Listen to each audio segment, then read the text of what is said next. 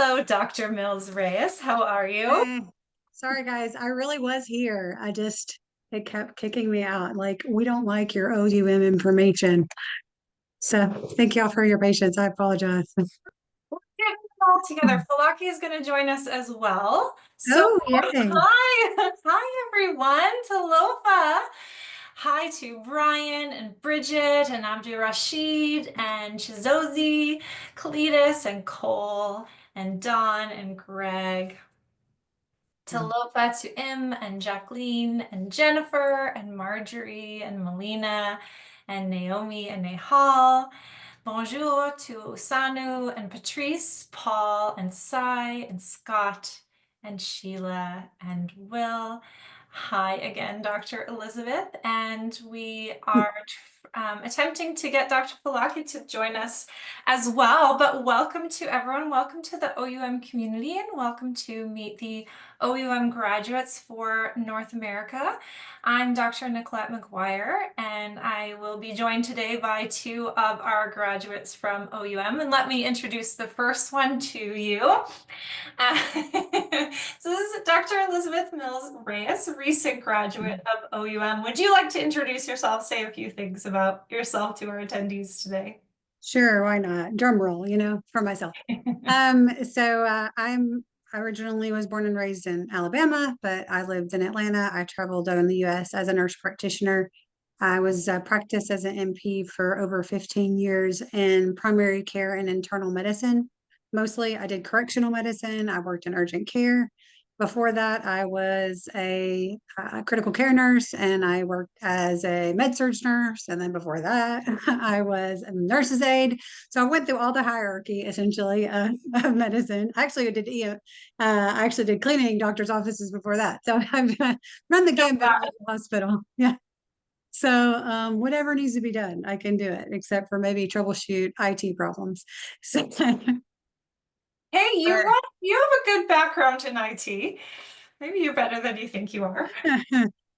So that's kind of a little bit of like before, and now I am an intern in internal medicine. I matched here in the Rio Grande Valley of South Texas. So like essentially 5-10 minutes up from Mexico border. And that's where we did rotations. So I already kind of had a network here. And I'm matched in. I'm near finishing my intern year of internal medicine. So excited. Love internal medicine.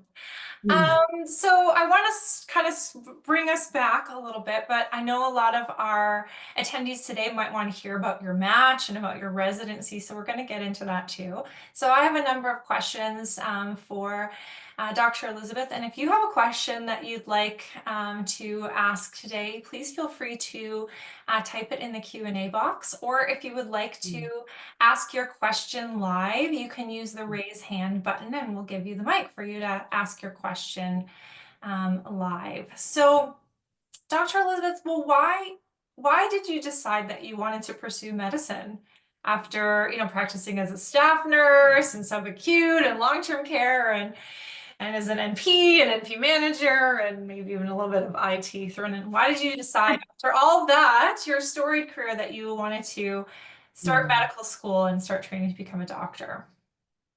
Well, I think for most of us that we already wanted to go to medical school, but life happens or whatever. So I actually, when I graduated nursing school, I actually went immediately into pre-med. So that was when I was 20 years old. And so that heart was already there and embedded because for me, my heart's to do mission work in other countries. And I was like, after finishing nursing school, I was like, okay, I can go like bandage people and check their blood pressure, but I won't know how to like treat them, you know. Not that some experienced nurses might, but that I, was like, I can't do that. So I need to be able to diagnose people. I need to be able to like help them in a way that, I could do at that level, even no matter where I was in the world. Right. So that's kind of where I just jumped right in, did several pre-med classes. And then I was like, my life at the time was not conducive to continuing in medical school. So I did a segue. I did adjacent. I did a RN to master's degree program. So was an NP for 8-10 years before I was like, okay, that kind of just tugging, Lord kept just tugging at my heart saying, you're supposed to be doing more than this. And not that I wasn't doing great things and, it didn't feel like accomplished. It just was like he had more for me. And he was like, I need you to go back to medical school to do what I've called you to do. And also, like, that if you've been practicing anywhere for a while, you kind of, the more you know, it's like the more you don't know. Like I've been practicing for 15 years and I go and be an intern. I'm like, crap, I don't know anything. I mean, I do, maybe in my setting, if you put me in the outpatient, I'm going to like kick butt and take names. But like up to date, like new guidelines, no idea. I'm like, maybe what I've been practicing for 15 years isn't really the current. So I think that's obviously like humbling. But that's kind of why I was like, okay, I'm not prepared. I'm just going to go do it.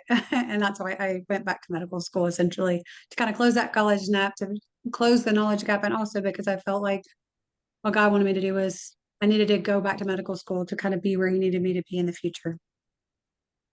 I think that's a fairly common experience that I hear of is like, I just needed to know more. I didn't know enough.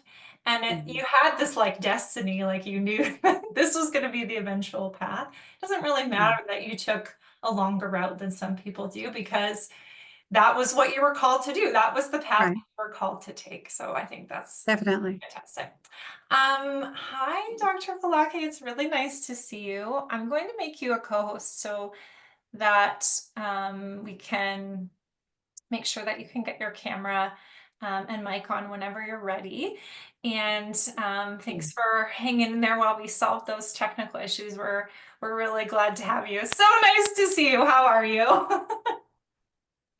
I'm good, thank you. I don't know what happened. I think it just kept saying to sign into the account with the email, and then Me too. when I tried to sign in, it kept booting me out and booting me out. Like it was rough. So I was like, oh my God, I don't want to disappoint. I'm here, I'm ready to talk, I know. but it just wouldn't let me. Oh, that's funny. We have I had no the same technical problems. issue. Sometimes it's like it just doesn't want, it's not our day. Well, before we get into anything with you, I was seeing that there was like tornadoes and like floods. You're not in that pathway of that. You're doing okay before we start anything. Tell Yeah, me no, about thank your God. life. We're fine. Yeah. Okay, good. Yeah. And then just anybody who's an attendee that's affected by tornadoes and floods and weather, just let we know that you might be going through some hardship. We're really glad that you were able to join us in the midst of that, or if you've had to join us via recording, also know that if you do have questions, although you can't ask them live, just get in touch with your admissions counselor and we can get some answers from Dr. Elizabeth and Dr. Palake for you as well. So, Dr. Palake, would you like to introduce yourself to our attendees today? Sure. Hi, everybody. I'm Palake. So currently, I am a first year resident in family medicine. I am at the University of Arkansas for Medical Sciences. I'm at the Southwest campus. I currently reside in Texarkana for residency. That's where I'm training. My roots are Nigerian, but I was born and raised in New York City. And then medical school brought me to Texas. I fell in love with Texas, so I decided I was going to make Texas my home. So prior to medicine, I also was a nurse. I have a nursing background, so I'm a registered nurse. I worked in pediatrics. I worked in the mother baby unit. I worked in the newborn nursery. And then I went into becoming a nurse practitioner. So I specialized in women's health. And that was primarily like outpatient based. And then I went on ahead into medical school. Currently, I'm married. Oh, I that have was so three kids. easy. We just walked right into medical school. Segued into medical school, right? So I'm married. I have three kids. I have twins and twin daughters and a son, and that's me. Why did you make that decision? Why did you decide to have that segue into medicine? So Nursing, number one, I got an incredible foundation in nursing in terms of like my background in patient care. So I got a solid foundation in patient care. But in that, I just felt the pull, like I felt the pull into medicine. I just felt drawn to do more. In nursing, I built, relationships with my patients. I diagnosed and managed complex cases, but I just felt like I wanted to do more because as a nurse practitioner, you're limited in what you can do. And oftentimes you have to transfer or refer the patient out to the doctor eventually. So I wanted to combine my foundation in nursing with the training that I will be getting as a physician and provide expanded care to my patients. And do you feel like you like having that foundation of nursing and now that you are also a physician in providing patient care, like do you feel like you're a better doctor because of that? Yes, I 100% feel that I am a better doctor because I feel very comfortable talking to patients, talking to families, just the empathy also that comes along with suffering and watching patients get really sick, but then also watching them get better and not being afraid, to be in that space and also just understanding, like I feel like nursing, just the basic terminology of like medicine, or medications and how they work. I just feel like having that background, it certainly held me up and it just kind of gave me more understanding into the medicine process. Yeah. Great. I see you, Dr. Elizabeth, shaking your head. Yes, is that your experience too? Oh, you're on mute. Yes, actually, we had a sim lab yesterday where it was like back to bedside training and like teaching people all these things. And we had to present a case to like a studio, like an actor essentially. And we had to tell them they had metastatic cancer again. And so I had two doctors, like experienced physicians, not residents or anything, watching me. And after I got done, they were like, "Have you done this before?" I was like, "Yes." A lot. I was like, yes. So, I mean, they were like, it's obvious, because it's practice, right? So all we've been doing is practicing talking to patients and like making things simple. I mean, like, how many times do you hear other people talking and you're just like, that the patient didn't understand anything? Like, I mean, and but that's a big part of nursing is like when the doctor leaves you going like explain what actually happened in the room. But so it does take a little bit longer, but you're not having to like they're not having like to ask 58 questions or call the doctor 58 times because you're the doctor. You're explaining it well, and you're making sure that you look at their face and you can see they got it. So definitely way different. You're able to connect with the patient in a different way. Mhm. Yeah. So what, you had everything going for you. You still have everything going for you. I mean, lucky you started in New York, you ended up in Texas.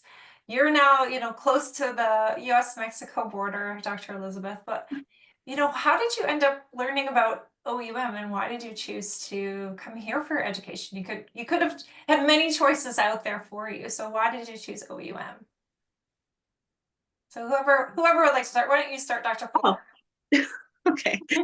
Oh, okay. So for me, at the time, I subscribed to this journal called Advance for Nursing, and at the back of that journal, there were always like advertisements for like jobs, but I always saw OUM. Like I always saw like the advertisement that said NP to MD, and so it just sat with me because again, I always had that within me, like, okay, I know I want to get an advanced degree. Let me see what this is all about. Cause I just felt like because it was advertised in a nursing journal, I felt like the program was most likely tailored towards nursing professionals. So I went ahead and I did some research and I too attended a webinar just like you guys. And I listened to, at the time, he was a fourth year student, like he was like on his way preparing to graduate.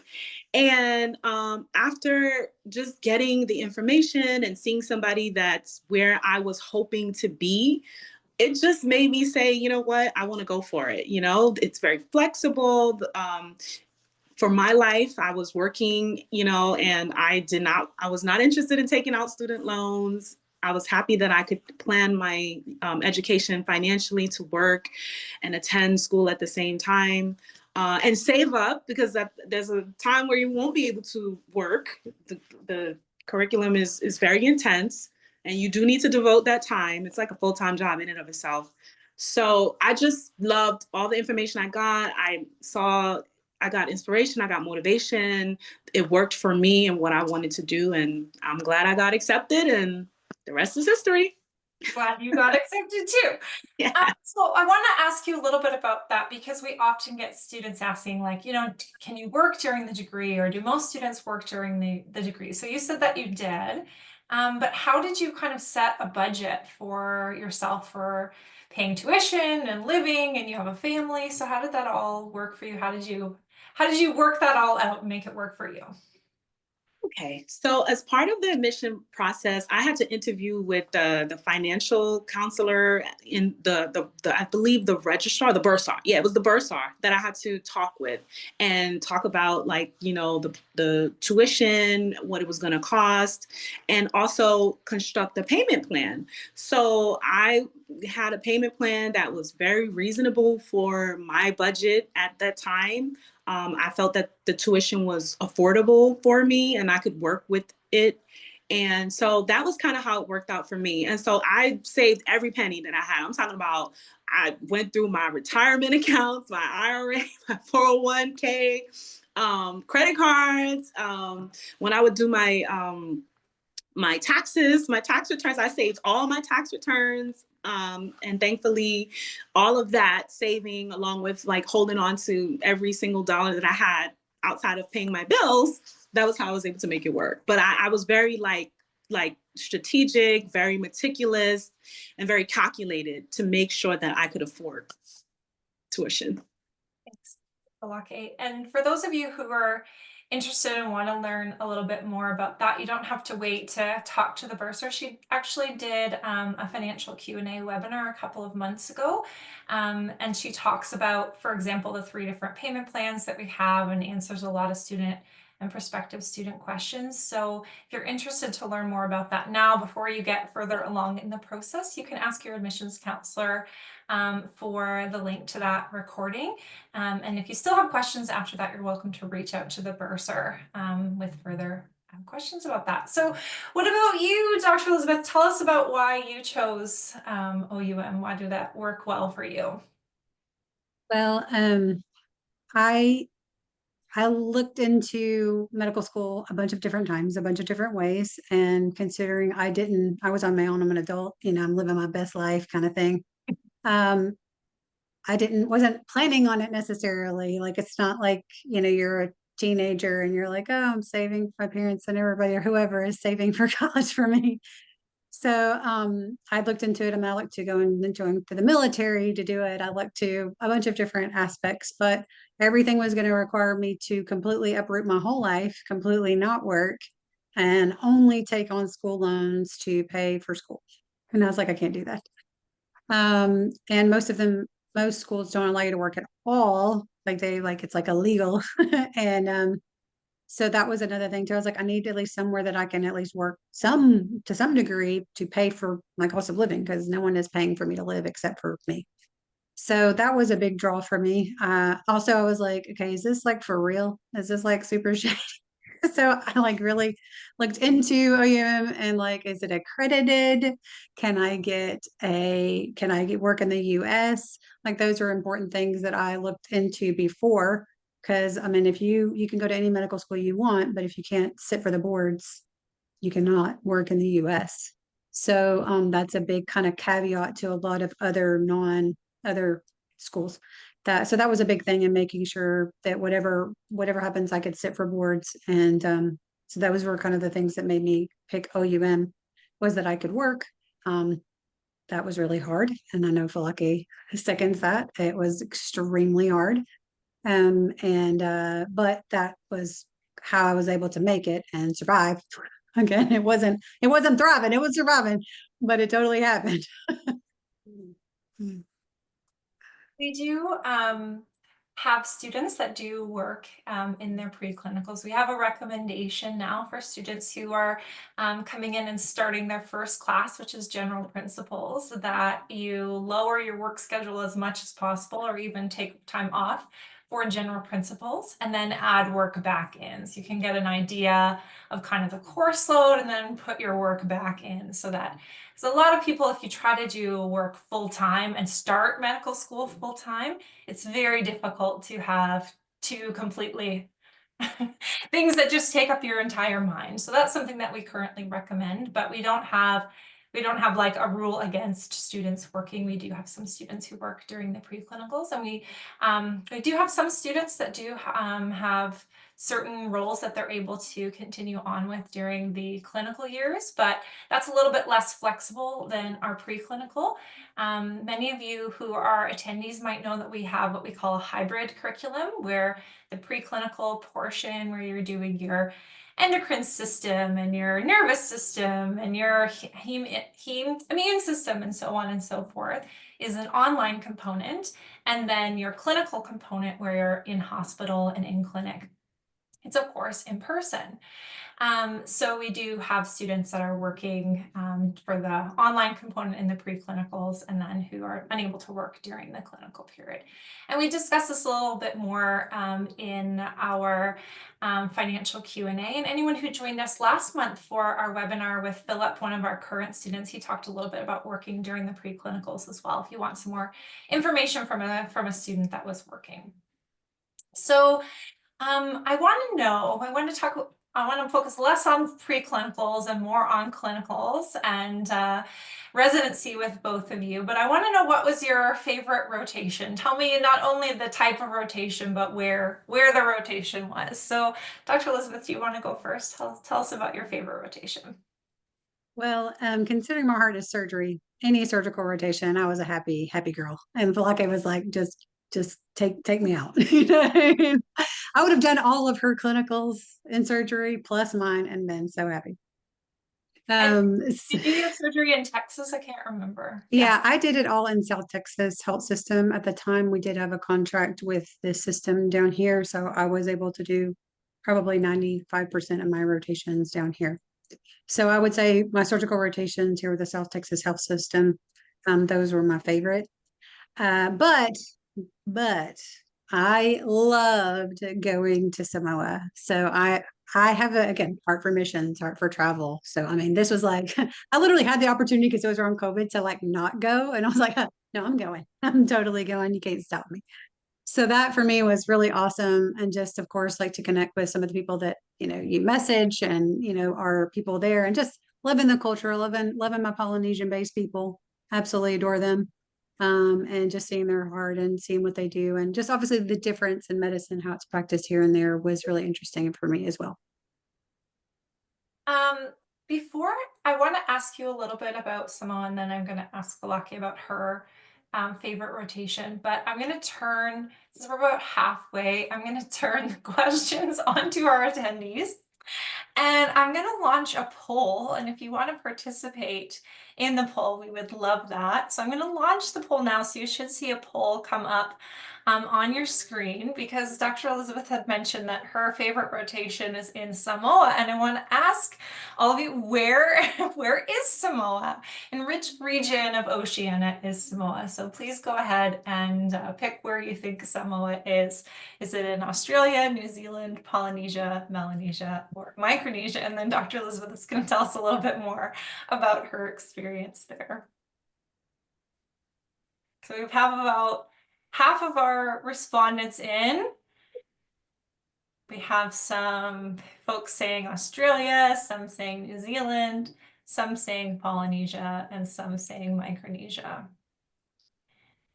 We have about 82% of our poll in now.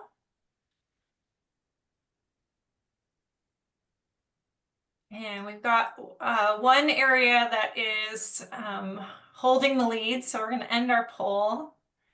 now at the minute time. So the most popular answer is Samoa is in which region of Oceania? It's in Polynesia. Very good, everyone. So it's south and west of Hawaii.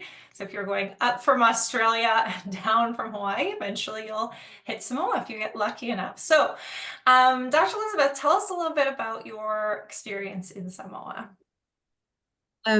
Well, it was, of course, like I just kind of mentioned, the people were beautiful people. I mean, like the most awesome people.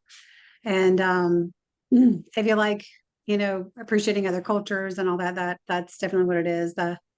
I wore sandals every day. Like people are in the hospital wearing sandals. Like everybody wears flip-flops everywhere you go. I was like, I'm going to the hospital in flip-flops. Like, because I was like, it's so hot. So I mean, it's hot where we are. So it wasn't actually that much hotter. But I was like, but I get to wear sandals every day to work, which is great. So that's pretty cool. But the people just really, really lovely. I mean, it's really safe. I was a little concerned about that because I am female. I was single, or by myself at the time. So that was another concern of mine. If I'm going to be here by myself and to be alone, is that safe? I mean, I wasn't like carousing around at night or anything, but I felt like it was a safe place. I made some really great. I still have friends that I communicate with from my time there. Um, I rented a car, so that was something that I did that I think really made me enjoy the area a lot more because I could do things, go places. On an off day, I went and saw different sites because you can literally drive like the whole island. And then there's another island you can actually take a boat to. But yeah, it was really amazing and just beautiful country. I mean, gosh, you walk outside, it's just like gorgeous.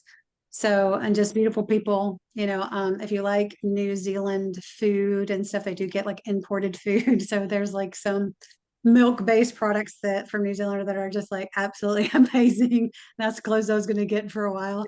So then there's some interesting things too, and of course, like there's a lot of like other more like Asian. There's like a big Chinese kind of community that kind of influx there. So you do have different aspects of that community as well influence in. But just is the Polynesian people are just beautiful and their culture is lovely, and I just absolutely adored everything about it. I did have some hiccups with a few things, but that was life altering. But it wasn't, it was like car, like they gave me the most jankety car. Oh yeah, But I it was like, remember you.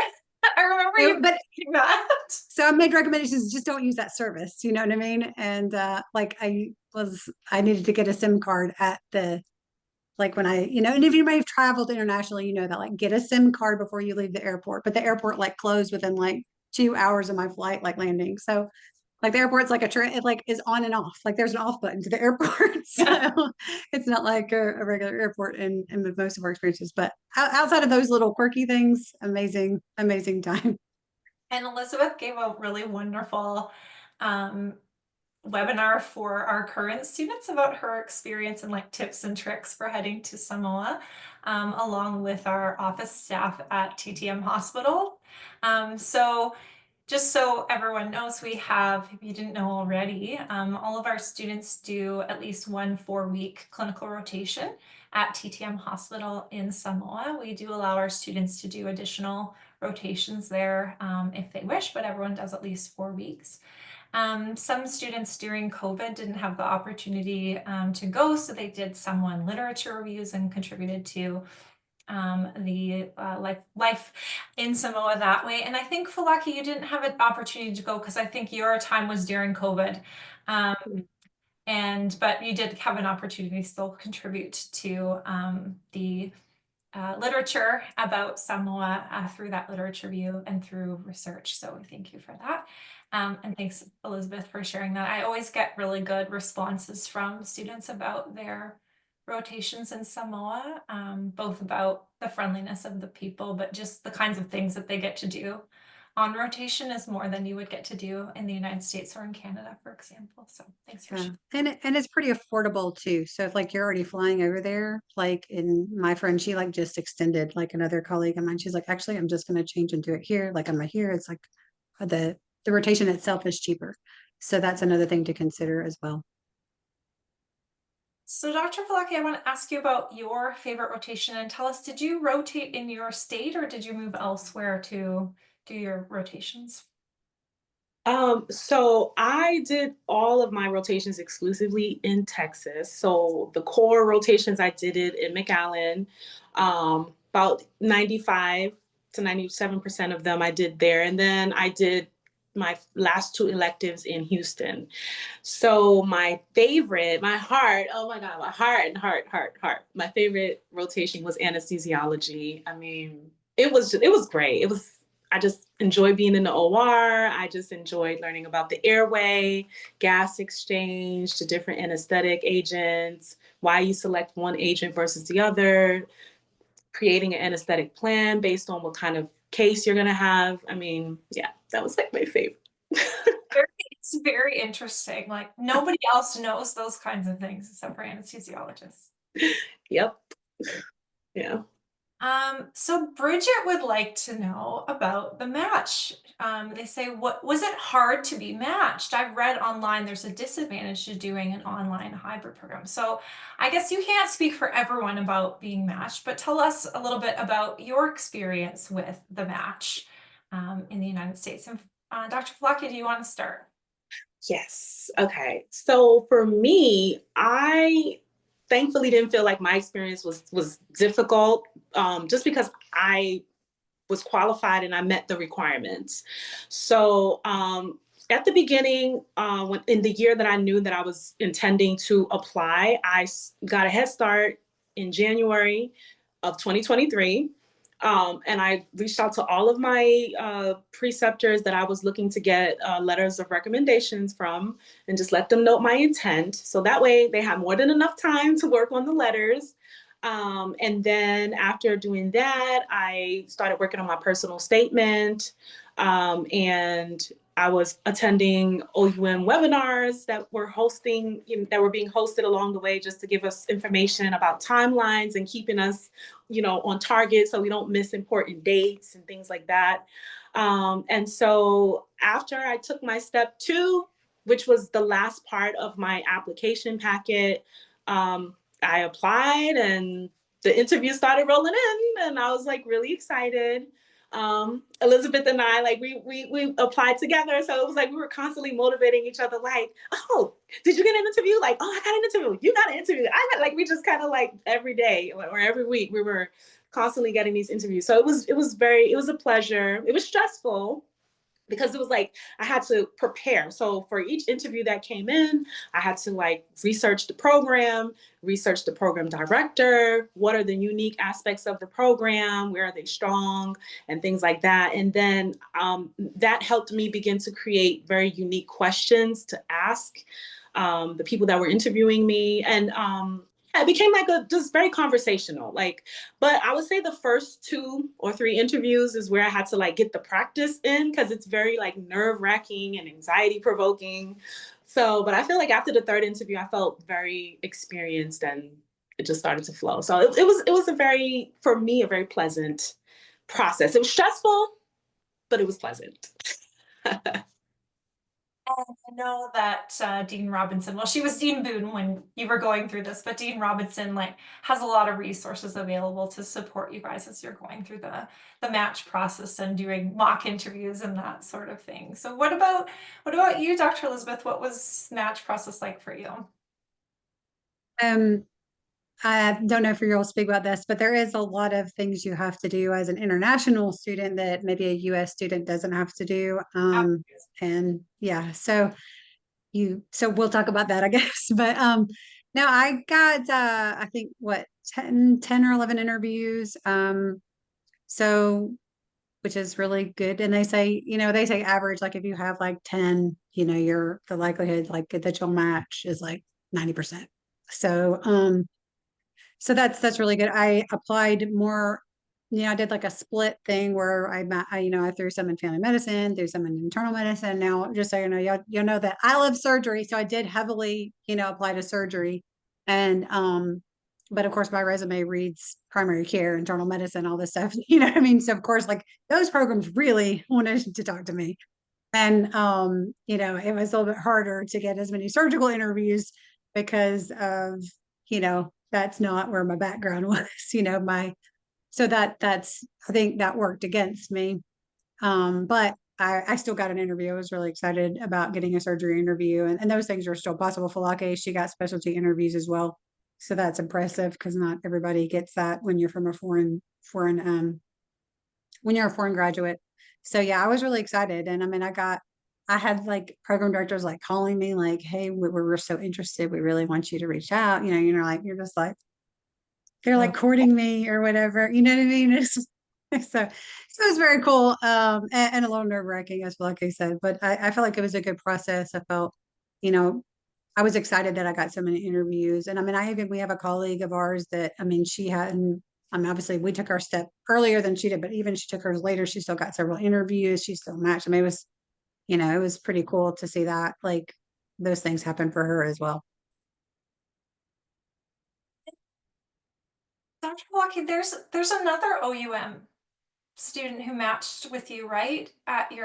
In Arkansas. Yeah. Yeah, Brent, Dr. Blackburn. We're very like cool, very cordial. We work together on certain rotations.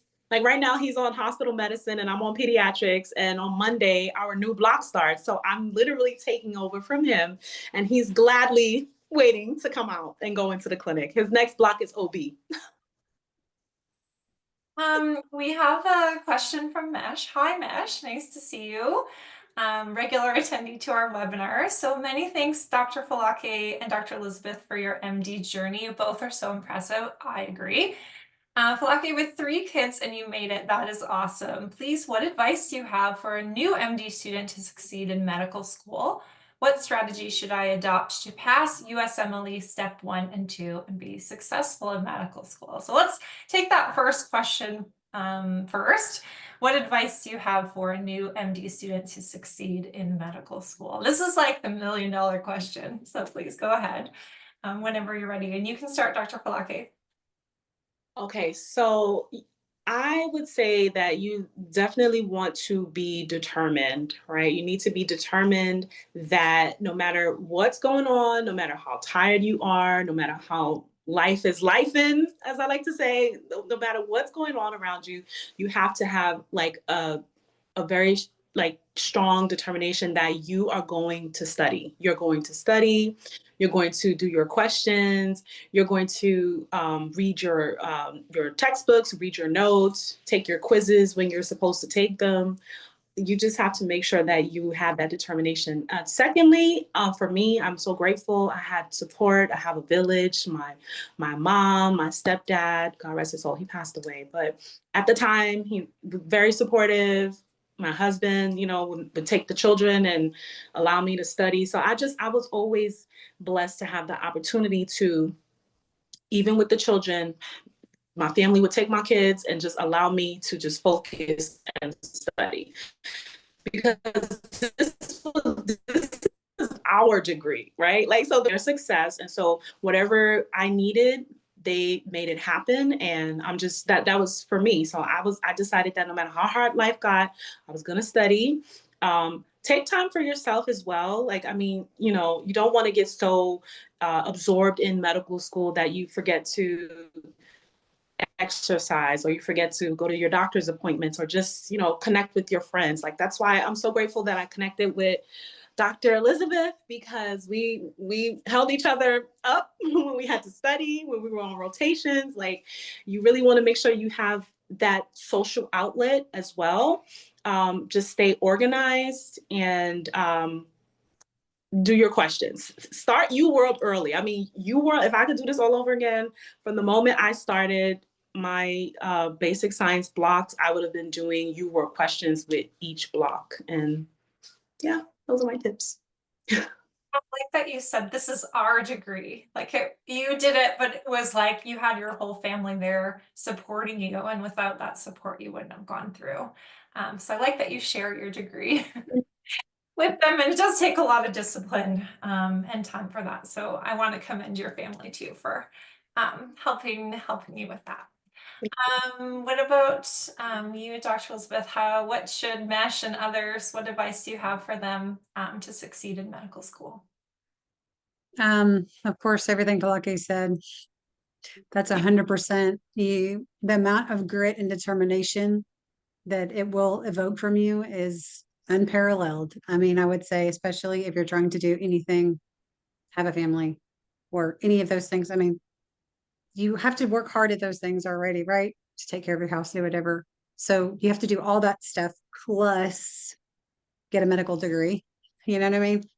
I think that I think I always try to say like, and someone encouraged me along my way and said, like, celebrate the small things, you know, because it's a really long journey. So you have to celebrate the small victories, the quizzes, accomplishing those tasks, and one thing down. Okay, I've got 548 more to go, but I mean, I got one down, you know. So those One things thing are, at a time. yeah. And I think some other things that would help you stand out as your, because again, everything is like you're building your resume. Um, you know, so doing really well in your steps, which is include like start studying for them, like what Falake was saying. Don't like just neglect them and think you're going to get ready for them in 3 months. You're not. There's tons of resources. Falake, like she used all the resources, man. She found any resource there was, she found it. And she worked it. She worked that resource. But I think that trying to do ancillary things as well, like that look good on your resume, like being a part of a program or a system. And there's things like with OUM that you can participate in, that you can say that you know, kind of, because again, you need to add to your resume. If you're just a student and you're just studenting, that's not bad. But they, you know, people are looking for things, other things that you do, like other positions that you've held, honors and awards that you got. Those are all things that you put into your application. And then anything you can do, publish any publications that you can do. I would encourage, like, get with your colleagues, try to do a literature review, do a case report, do anything that you can do, publish it anywhere in India Underground, whatever journal that you can put on your thing, because that's what you're competing against. So it's people that make better scores than you and people that have more publications and stuff to put down. Now we know that half of it that they write down may just be complete junk, but we have to at least, you know, have something there, you know. And I think that if I could go back, I would like definitely do more of those things. And again, with everything else you got going on, right? But I would definitely try to invest in that. You know, try to get a group where you're doing a literature review or you're doing a case report every, you know, 3 to 6 months or something. I think those things would help. At least try to do poster presentations, try to at conferences, try to do those things too. I know Palake and I, looking back, we probably wish that we could have done those things. Or at least put that into our plan, I guess, instead of just like, oh, that would have been good to know and to do. And then, of course, do not neglect studying for your steps. That sucks so bad. And, you know, I think they have a better process in place than whenever Falake and I were old school started a long time ago. So I'm grateful that OUM has listened and amended how they do things to make a better system in place for your success. So that's good. I want to ask a little bit about research because you're mentioning about the importance of publication for your resume. So OUM does have a research requirement, and a lot of people are like, oh, I don't have a background in research. Like, I've never been under bench before. Like, I've never written a research paper. Like, I don't know if this is something that I can do. So, did either of you have a research background prior to medical school? What kind of tools and support did you have? Because both of you had to publish research projects as part of your degree. So tell me a little bit about what that was like for you. Did you have a background and what did you use to accomplish that? Okay, I'll go. Well, so for me, I did not have a research background. I definitely leaned on my research advisor for guidance. And also there's a research module that is built into the curriculum. So I went ahead and listened to those lectures and read the information about how to construct my prospectus, how to do your abstract, you know, just the different components to get you published. And as I followed, you know, that criteria, I would, you know, send it back to my research advisor, and he would, you know, tell me what amendments I needed to make. So it was definitely a back and forth with my research advisor. And then when it got to the statistical analysis component, I had to get help with that. Like, so I hired like a statistical like analysis professional that can help make the numbers translate into information that I can put into my my research manuscript to understand my project. And so, yeah, it was definitely an experience that I had none before, but now I understand research, and yeah, I'm grateful for the experience. Dr. Palake, author. What about you, Dr. Elizabeth? What was that like for you? Yeah. I think it was like painstaking, man, like the face grating. Especially if that's not like what you love, but the whole point is that you learn how to do it and what it takes and all like the nitty-gritty of what it takes to publish. Like getting an IRB was like I felt like I was going to hurt someone, because it's a lot of important aspects that have to be considered to get to do a project, to get IRB approval to do a project. And it's funny, I'm actually doing research now. So, and the IRB, they love me. Not really.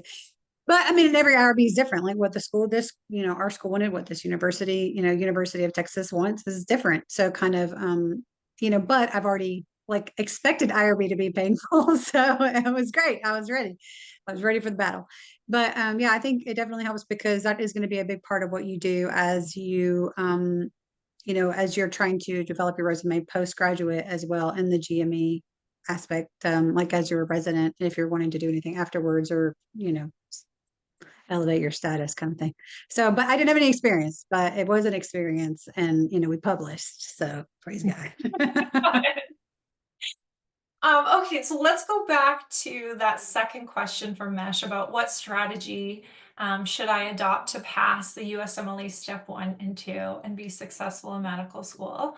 But before we do that, I want to just provide that for those who don't know, that the USMLE is the United States Medical Licensure Exam. And there are actually 3 steps, but step 1 you do after your preclinicals and before you start clinical rotations. Most hospitals within the United States require a USMLE step 1 before clinical rotations. So I do have that requirement before you start your clinical rotations. And then your USMLE step 2 you complete after you've done your core rotations. So your community and family medicine, pediatrics, psychiatry, surgery, etc. I want to launch another poll because we're talking about tests, and ask those of you who are attending today, true or false, OUM requires the MCAT or GAMSAT for admission. So, every clinician practicing or training within the United States does require the USMLE Step 1 and Step 2, but do we require, at our medical school, do we require you to take the MCAT, which is the Medical College Admissions Test within North America, or the GAMSAT, which is the admissions test within Australia and New Zealand. So we have about half of our attendees answering that question, some who seem very definitive and others who don't know. I'm going to go ahead and just end the poll now and share those results with you.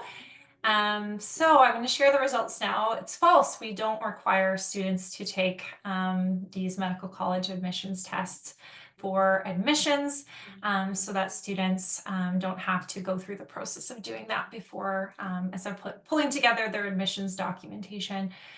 We look at students very holistically rather than as a conglomerate of various test scores. And so that's not something that we require, but students who have taken those exams, you are welcome to submit those to us. And then once you're in, we do a lot to help prepare you for your requisite licensure exams like the USMLE Step 1 and Step 2. So Dr. Elizabeth was mentioning that there are some new things that are in place now that they didn't necessarily get a chance to benefit from. But at the end of preclinicals, we have a USMLE prep program that our Dean for North America runs, and so students have access to some definitive materials after they've finished their preclinical, as well as practice exams before they go into their USMLE Step 1, and then there's a slightly shorter prep program for the USMLE Step 2 process. So in addition to those, though, both of you, Dr. Palake and Dr. Elizabeth, had to do a number of things to pass your step 1 and step 2. So do you have any advice for those who are thinking about planning now, both with their education and the kinds of things, the amount of time and resources and brain power they're going to have to invest for that? Elizabeth, you look like you have a lot to say on that. Do you want to start? You want Palake to start? Okay, Dr. Palake, Elizabeth has put you on the spot. Okay, so as mentioned earlier, for us at the time, we didn't have the I guess the help right now that you guys have. So for me personally, I enrolled in a USMLE prep course that I personally paid for, and I started it. I would say the summer that I was starting my clinical rotations. And through that, I was listening to lectures, like I was going back to the basics, listening to lectures, doing questions. And then I did USMLE RX because everybody says, oh, you need to memorize first aid. That's not, no, that didn't work for me. Could not memorize not a single page of first aid. So I thought, oh, well, let me just do the USMLE RX question bank because the writers of first aid also wrote the question bank. So I just kind of feel like getting just the exposure to the questions was very helpful. And then eventually I segued into doing UWorld questions. And I just felt like, wow, I wish I would have done UWorld from the beginning because UWorld, it, it, it very much simulates what you're going to see in terms of like the concepts and how they ask you questions on the real exam. So I would definitely say UWorld. Do some practice NBMEs as well. You can purchase them from the NBME website, and then that way you can kind of gauge your readiness for the exam. And so just all of that, and then doing USMLE's prep course. It was kind of like it. Um, I'm trying to find the right word. It helped what I was already doing. So I felt like when I went into OUM's prep course, I had like a really strong foundation, and so it was helping me to just kind of refresh and just kind of continue to retain what I was already working on. So yeah, I would say my advice would be just to get into UWorld like right away. Don't use any other resources. I just feel like if you use too many resources as well, that can also be very distracting because it can be overwhelming because it's like you're trying to go here and then go to this part. And it's like just try to use as minimal resources as possible. And for me, what worked for me was just UWorld. I did read first aid as a backbone. And I liked listening to some lectures. I'm an audio person. Like I like listening, and a visual person as well. So I like watching and listening to videos. So I was listening to Divine Interventions podcast. You can find him. He has the website. They're free, and he does a lot of like rapid reviews specifically for USMLE. And I'm telling you, like when I was sitting for my exam, like his voice, like certain questions would come on and like his voice would literally come in my head. And I'm like, oh, wow. And I was able to answer questions just from that podcast in and of itself. So yeah, I mean, I know it's a lot of different resources. And that's why I'm trying to advise not to use so many and just try to limit your resources. And so UWorld, NBMEs, and if you need a podcast, Divine Intervention and First Aid. And I think that'll be enough. I think your experience is a really good example of find what works for you. Yeah. And figure out when things are not working for you, right? Like that's as important. Like, oh, this is not working. I'm going to move on to the next thing. Oh, this is working, so I'm going to stay here. Like that's such an important lesson, not just for like studying for USMLE, but when you're going through your preclinicals and clinicals as well. Like, oh, this way, this resource or this mode of studying is not working for me. I got to move. Oh, this one is. Like that recognition is very important. We're just about at the end, but we have a question about something that you mentioned a little bit earlier, Dr. Elizabeth, that you mentioned there are some requirements that internationally trained students are expected to meet, but not expected for locally educated students. Can you give some examples of those requirements? Sure, yeah. I mean, it is outlined now. I can't tell you, remember all the outline, but it's somewhere. So so you have to through the ECFMG, you have to be certified before you can apply for match. So that certification requires like an English exam. I forget OET, I think it's what it's called. And you actually have to talk to like there's like two parts to it. There's actually like a test where you have to like read and write and like answer questions. It's kind of like, do you understand like human language? Because we're considered foreign graduates. So they're trying to make sure that like we can communicate and understand things in a cogent manner. Secondly is there's the OSCE, that's another part of it. And then we actually had to get another aspect. We had to get like we had to like do physical exams on patients and get another US physician to like certify that we knew what we were doing, so to speak. I forgot the terms, feel like I might remember. So there was like a few things that required that you're required to do to get your USML, your EACFMG certification prior to like your match. So those are just they you do have to like plan for those things because they're not just like done like rapid fire, and there is a little bit of a lag time. But that's something you have to encompass. And I will say about the testing thing, I would try to dedicate time like once a week from day one, just once a week. If you do like say 30 minutes, or two days like a week, you do 10 or 20 minutes, questions and things like that. And then try to once you stop studying for step one, start studying for step two. Don't stop because it's mostly the same things, like with another layer added on top of it. It's a lot of basic science in step two. So just you're not escaping basic science in step two. You're not escaping ever being a lifelong learner and having to learn things every single day and relearn them the next day. So we're just about out of time, and so I wanted to ask something that I like to end our webinars with, which is, do you have any advice for prospective students who are thinking of starting or applying to medical school? What advice would you have for them? And Dr. Elizabeth, do you want to start first? I mean, I think Palake is a better example of how to like plan financially, especially if you're by yourself. Like, she thankfully had a supportive family and husband. I was like by myself. I did get a supportive husband and family out of the deal, so that's a good thing. I mean, I wasn't searching for it, but take the blessing how it came. So I was grateful to have someone help me there at the end of my school, like my last year. But you definitely need to plan on that because that's just another layer of stress and anxiety that you don't want to have to deal with.